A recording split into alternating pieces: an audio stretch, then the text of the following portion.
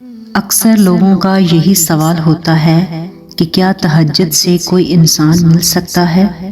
جی بالکل، کیوں نہیں۔ تہجد خود کو، آپ کو اللہ سے ملوا دیتی ہے۔ تو انسان کیا چیز ہے؟ اور جب اللہ تک پہنچ جاتے ہو تو اللہ بھی آپ تک ہر وہ چیز پہنچا دیتا ہے جو آپ کو چاہیے ہوتی ہے۔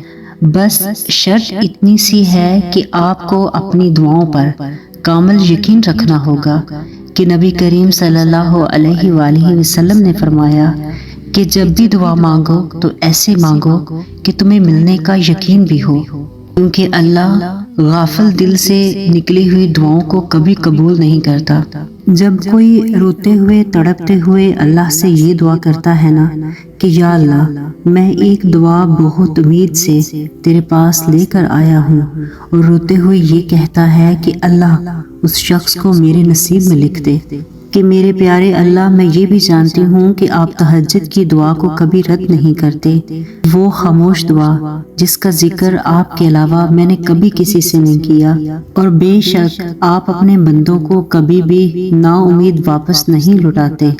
اے بادشاہت کے مالک، اے مالک کائنات، اے رب العزت، میں اپنا معاملہ تجھے سونپتی ہوں، اپنی فکر تیرے سپرد کرتی ہوں، بس مجھے اس چیز کی خوشخبری عطا کر دے جو میرے دل میں خوشی کے دروازے کھول دے۔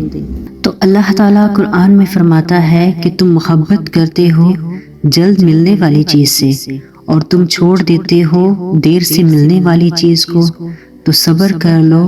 انسان کو ہمیشہ اتنی ہی تکلیف ملتی ہے جتنی کہ وہ سہ سکے۔ دلوں کے حال اللہ بہتر جانتا ہے۔ یا تمہیں اس کی بادشاہت پر یقین نہیں؟ جب اللہ جانتا ہے کہ کس وقت کیا بہتر ہے تو پھر دل میں وسوسوں کا سوال پیدا ہی نہیں ہونا چاہیے، کیونکہ اللہ تعالیٰ کے کچھ سائن ہوتے ہیں کہ جب اللہ تعالیٰ آپ کو کچھ عطا کرنا چاہتے ہیں تو اس سے کچھ دیر پہلے شیطان آپ کے اندر وسوسوں کا بہت زیادہ گہرا اندھیرا کر دیتا ہے کہ انسان کو ایسا لگتا ہے کہ اب سب ختم ہو چکا ہے، لیکن وہ ختم نہیں ہوتا، وہی سے شروعات ہوتی ہیں۔ اللہ تعالیٰ آپ کے ایمان کا امتحان لیتا ہے۔ اللہ تعالیٰ کبھی بھی آپ کی برداشت کا امتحان نہیں لیتا۔ آپ نے اپنے ایمان کو مضبوط رکھنا ہے اور صبر کی رسی کو مضبوطی سے تھامنے رکھیں۔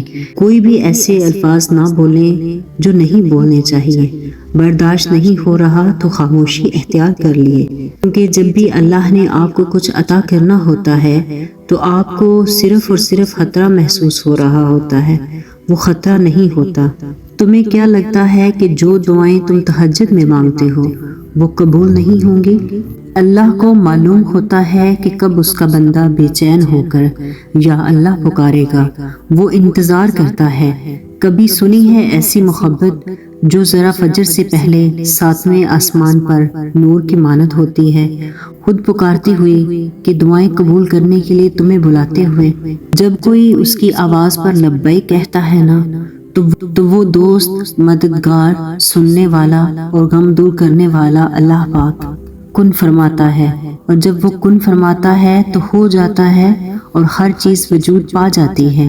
کن فرمانا کیا مشکل تھوڑی نہ ہے اللہ کے لیے؟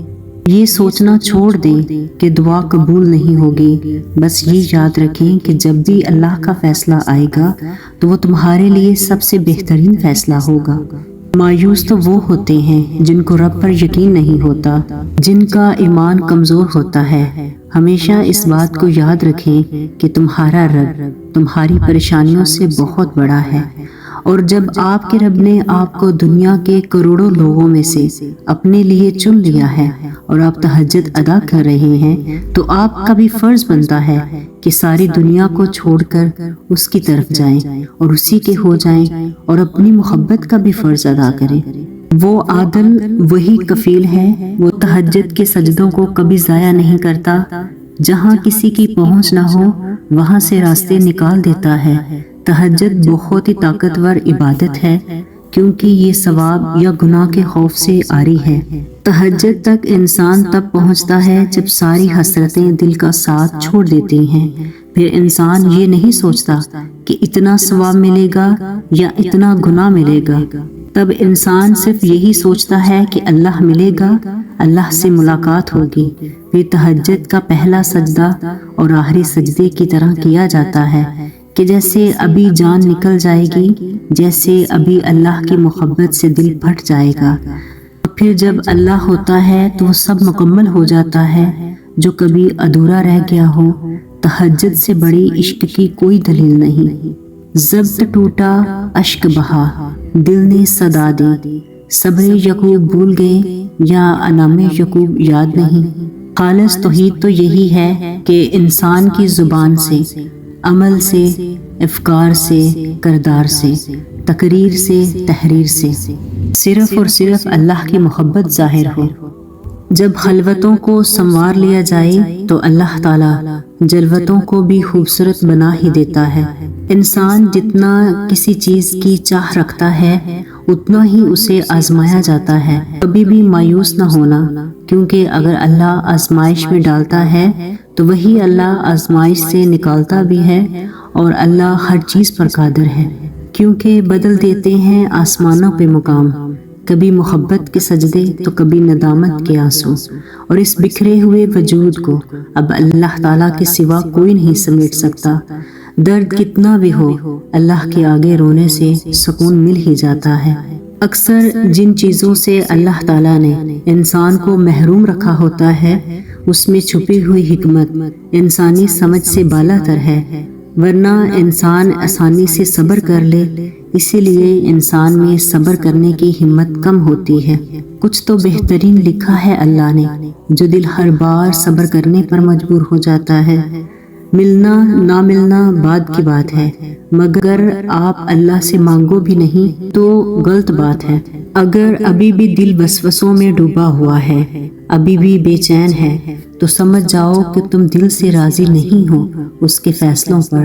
صرف زبان سے کہہ دینا توکل نہیں ہوتا، بلکہ زبان کے اقرار سے پہلے دل سے راضی ہونا توکل ہوتا ہے۔ اللہ تو وہ سکون ہے جو مل جائے تو نہ پھر کسی چیز کی طلب رہتی ہے اور نہ ہی کسی انسان کی۔ جب خوشیاں بہت زیادہ ہوں تو انسان اپنے آپ کو تلاش نہیں کر پاتا۔ یہ غم ہی ہوتے ہیں جو ہمیں ہماری ذات سے ملاتے ہیں، ہمارے مسئلے ہوتے ہیں جو ہمیں ہماری انمول ذات کی طرف لے جاتے ہیں۔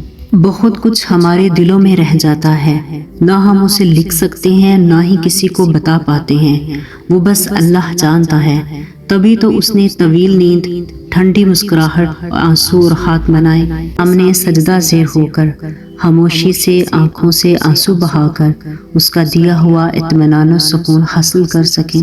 جو کہتے ہیں کہ دعائیں قبول نہیں ہوتی، تو سنو، قبولیت صرف یہ نہیں کہ جو مانگا جائے وہ مل جائے، قبولیت یہ بھی ہے کہ آپ پر آئی ہوئی تمام بلائیں ٹال دی جاتی ہیں۔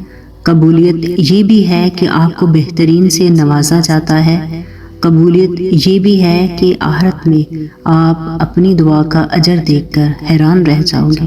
تو صبر رکھو، اللہ اپنے بندوں پر بہت مہربان ہے، وہ ضرور روشنی لائے گا۔